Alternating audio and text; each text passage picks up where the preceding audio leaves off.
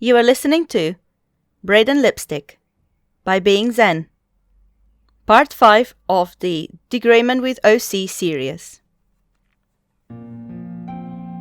Ganda stared at that reflection in the mirror, Sol's face serene as she hummed some lullaby while her fingers moved dexterously through strands of his hair, braiding it. Her eyes looked like they were closed, and her lips were upturned into a small smile that had taken residence there when Ganda told her that he'd wanted her to braid his hair for the dance party. His deep blue eyes looked at his own reflection, pale face pulled into a scowl as per usual, but the style of his hair was definitely different. He didn't totally oppose it though. Maybe he'd use it like this more often. Sol worked with meticulous accuracy, and Ganda knew she was doing her best not to pull on a single thread of his hair. Not because she feared him, but because it had been quite a while since Ganda ever asked Sol to help with anything in particular. He looked at her reflection again. Her hair was done up in a French roll, with her curly bangs framing her round face and honey eyes. Her lips were painted a bright red, just like her dress. The lullaby she was singing felt like linen to his ears and smelt familiar, like summer days spent in bright places with his eyes closed and the brush gently caressing his scalp. Days long gone when their hearts were still slowly healing. Ganda adjusted his cravat, looking at the mirror to make sure it was properly done, letting his memory settle once more and smothering the stirring in his heart. His black suit tailored specifically for this one occasion that he could not run away from. White ironed cuffs and golden cufflinks just peeking under pristine black sleeves. His hair really did look different. Wearing it like this would surely shock people. Perhaps it'd be best if he didn't change his hairstyle often. "What do you think, Ganda?" Sol asked him, with the same hushed voice they'd been using since he sat down on the chair by the vanity. Ganda looked at his braid. Tight and neat, tied at the bottom with his usual hairband, and nodded, unable to voice his previous thoughts. Sol smiled anyway.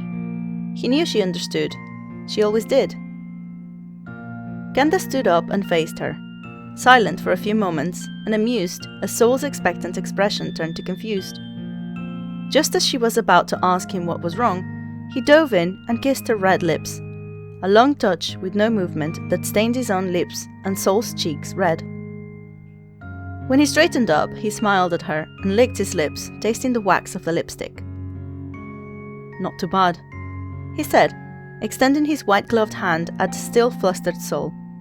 The girl only smiled and placed her also gloved hand on his and let herself be led into the ballroom.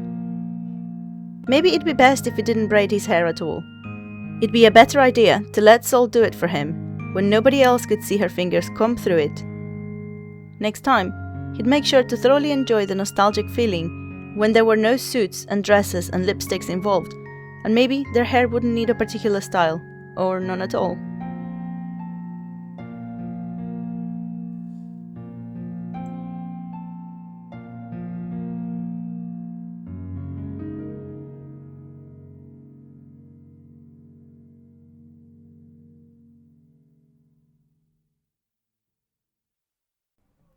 Author's notes. I was curious when I wrote that Sol was wearing lipstick, since I love wearing red lipstick, so I went to Wikipedia to search if by that time it had already been invented as lipstick and not just some powder or balm like the ancient Egypt and Islamic Golden Age. Here's what it says. Lip coloring started to gain some popularity in 16th century England. During the time of Queen Elizabeth I, bright red lips and a stark white face became fashionable. At that time, lipstick was made from a blend of beeswax and red stains from plants. Only upper-class women and male actors wore makeup. In 1770, a British law was proposed to the Parliament that a marriage should be annulled if the woman wore cosmetics before her wedding day.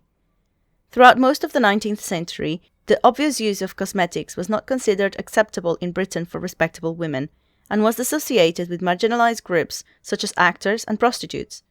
It was considered brazen and uncouth to wear makeup. In the 1850s, reports were being published warning women of the dangers of using lead and vermilion in cosmetics applied to the face. By the end of the 19th century, Guerlain, a French cosmetic company, began to manufacture lipstick. The first commercial lipstick had been invented in 1884 by Perfumes in Paris, France. It was covered in silk paper and made from deer tallow, castor oil and beeswax. Prior to then, lipstick had been created at home. Complete acceptance of the undistinguished use of cosmetics in England appears to have arrived for the fashionable Londoner at least by 1921. Since D.Gray-Man happens at the end of the 19th century England, I just assumed that high society ladies were once again wearing cosmetics, and so will also wear it for this whatever dance ball they're going to.